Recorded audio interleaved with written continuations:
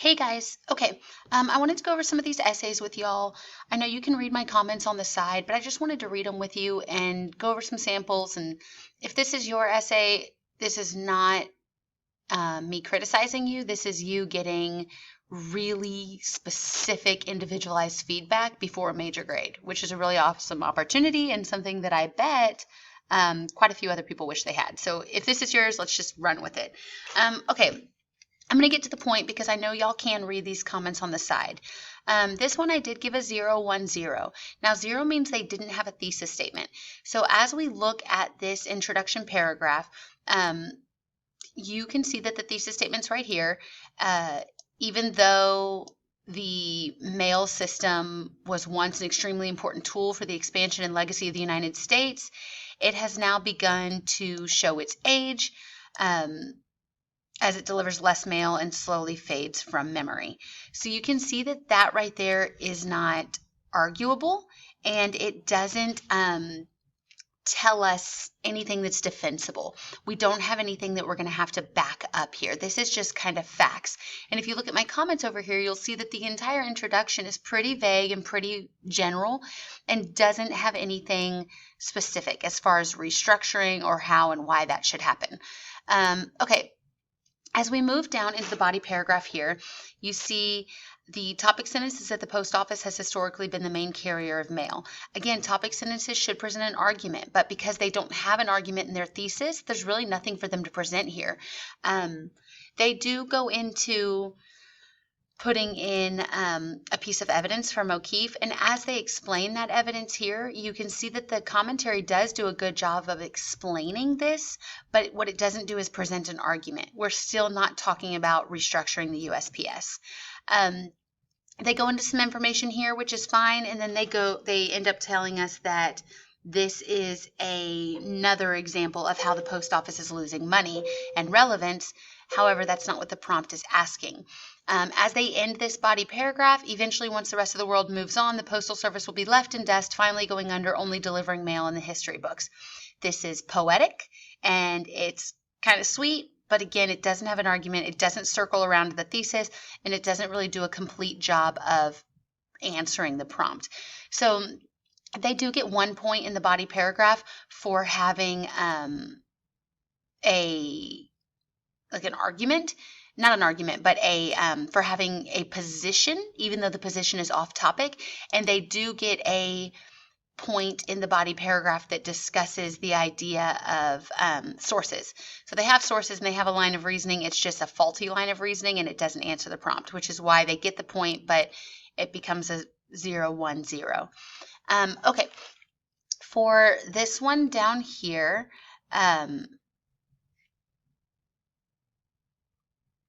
sorry, things aren't scrolling.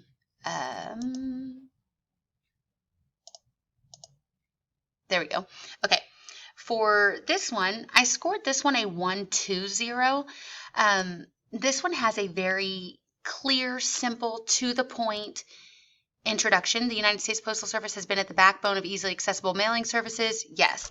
Yet in the ever-changing society, its utility has decreased. Okay, yes. They need to have cheaper delivery options. Okay, right? It's clear. It's to the point. Tells us what we need to know. When we look at the thesis statement, it's really simple. In order to keep up in this highly competitive market, the USPS needs to restructure its business to keep up with the demands of the nation.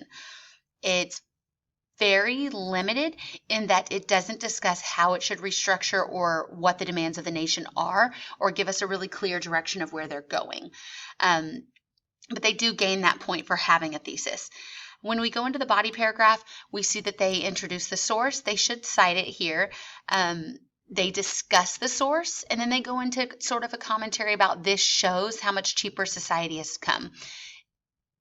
They do discuss the source, but by talking about society being cheap, they're not really furthering an argument. If you look at their topic sentence here, they say that it is outdated due to heavier expenses. So we're expecting the paragraph to be about the heavier expenses.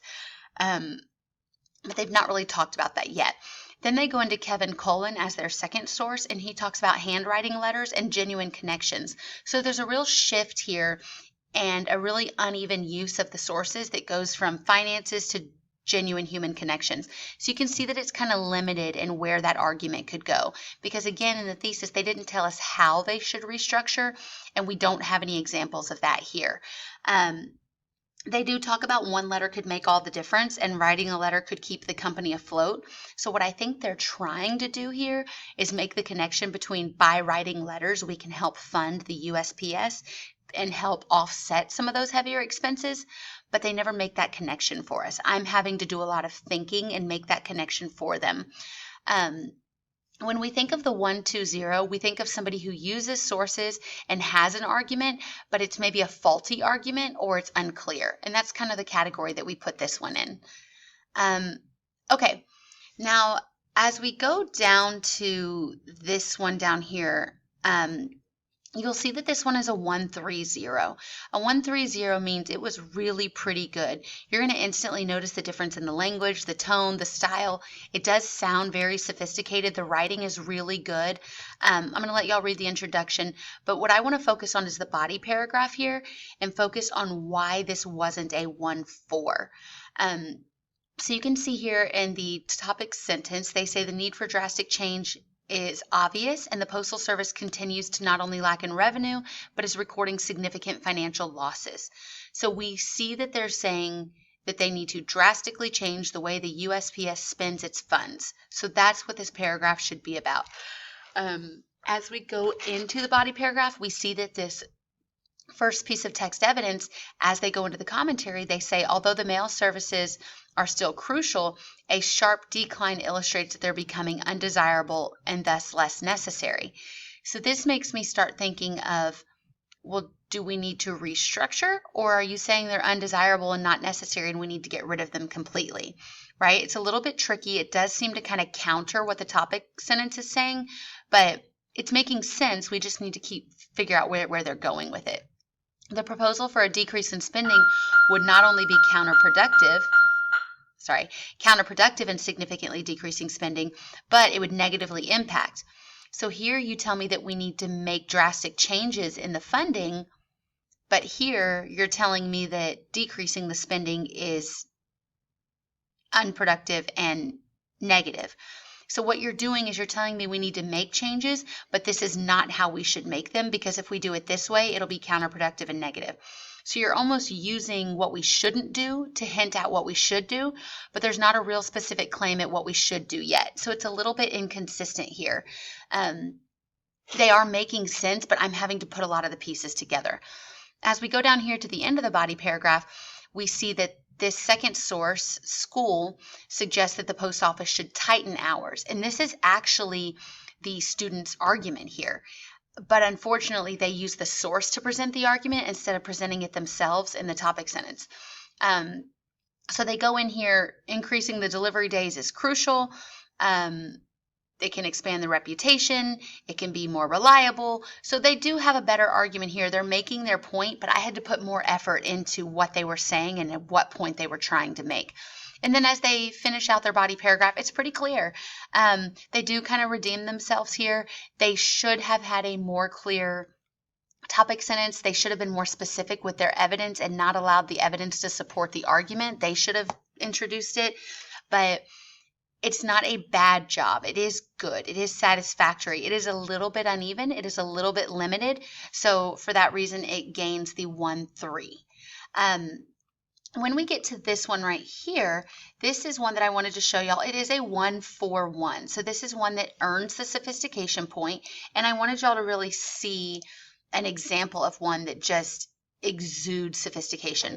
When you read this source, I almost dare to say that you can hear the sophistication. You can hear the confidence that this student writes. You can hear how convincing their argument is. So I'm going to let y'all read the introduction, because the contextualization, while it is important and while the thesis statement is strong and necessary for the paper, I really want to focus on the body paragraph with y'all. But definitely go ahead and read my comments up here about the introduction. Okay, so for this body paragraph, what you should be noticing is that right off the bat, they talk about the one thing that the service needs to do is to restructure the work model by reducing necessitated delivery days. So you can see my comment over here is that this is their argument. This is goal one. We need to reduce necessitated delivery days. Okay, so as they go into the body paragraph, they start talking about why we need to do that. And you can look here that they have a smooth integration of this source. They correctly cite it. They even use brackets to indicate that they're changing the tense of the word. They've embedded the quoted material into their own words, which shows sophistication, that their argument is the bulk of the sentence, not relying on the sources. So this is an amazing way to show how you should embed a source. According to a Washington Post article from 2010, Postmaster General John Potter announced that due to financial troubles and the aforementioned decreasing parcel count, the Postal Service would be seeking flexibility in the coming years on delivery schedules, possibly even ending Saturday deliveries. What makes this so fluid and brilliant is that if I take out all of the punctuation, I can't tell that anything was quoted. There's nothing interrupting my train of thought. It all seems like one integrated source. Okay, so what they do is they discuss that it should be reduced. They explain why it should be reduced, and then they give evidence to back that up. Now, this next sentence that starts with while reducing the delivery days, this is actually a really purposeful, intentional choice here. While reducing the delivery days is not optimal and far from planned, it enables the Postal Service to save wasted labor and funding on days that are not necessary. So here they almost offer some sort of counter, right? They almost concede to the argument and say, yes, this isn't the best option, but here's what needs to happen for the company's survival. This shows a nuanced thinking. It shows a well-rounded approach. It shows a mature line of reasoning to be able to consider the other side. And they tell us it's necessary, and then here's what's going to come of it. By doing this, the Postal Service promised to increase reliable and continued service, right? So here's what we should do, and here's why we should do it. Similarly, this one word similarly even connects the two sources even more and shows us that the sources are being put into conversation with one another, that they're actually going to have them be complementary to one another. And then they discuss the graph. With such a decrease in service and profit, the service needs to reduce hours. Again, we go back to the idea of reducing hours, which is exactly what they said in their topic sentence. So here's what we need to do. And then this part right here, by reducing these hours, they tell us why we need to do it. This is the second time in one paragraph that they've stated the argument and then discussed right after the benefits of doing that. So it'll say valuable funding that can be used to better support the service and other facets. Furthermore, again, this sentence indicates I'm about to bring in an additional source and I'm tying it in with my other ones. So the seamless transition of source to source is really brilliant here. Kevin Cullen describes how Postmaster General John Potter combated the problem of decreasing consumers and parcel. They go through their source and they cite their source. Perfect. Cullen's attempts to consolidate and eliminate obsolete and failing business practices aids the service by preventing the waste of funding toward outdated and unusable practices. So here they tell us again not only why we should do this, but what's going to come of it, right? We're going to eliminate obsolete and failing business practices. This last sentence, this last piece of commentary is a final reiteration of the argument. The United States Postal Service's delivery on Saturday and tendency to cling to failing practices is harming the company. So here they're able to actually critique what we are doing right now and why it's negative, which again shows sophistication and maturity on the writer's part. By reducing the delivery schedule, which is again back to the topic sentence, back to the argument, telling us what we need to do, and then they immediately follow it with how it will benefit us as a community if we do that.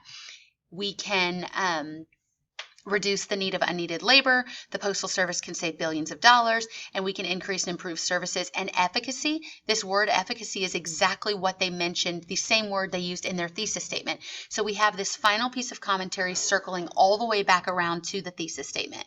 Again, this is extremely sophisticated. It's seamless. It's clear. They mention at 3 separate points in the body paragraph why they should reduce necessitated delivery days. And they use 3 separate pieces of text evidence to show the benefit of doing that. So their argument to reduce the delivery days is central, and they're using these sources to further support their own argument of why that should happen. And then they end the paragraph with the benefit community-wise of what will happen if we can do that.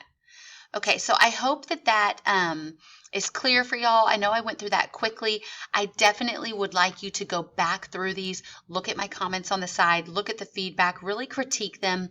Tomorrow we're going to be revising our own writing. And I know that you guys haven't had a chance to see specific feedback on y'all's. It's a lot of writing to look through in 4 days. So I'm doing my best to try to give that to you. If you aren't able to get feedback on your specific writing before Friday, I hope that this is helpful to you. Please feel encouraged to ask me for a Zoom meeting during enrichment. I'm happy to do that. You should know that we might have a few people in there, so it might be discussed in front of other people if you're comfortable with that. Otherwise, send me an email and I'm happy to go through yours one-on-one with you.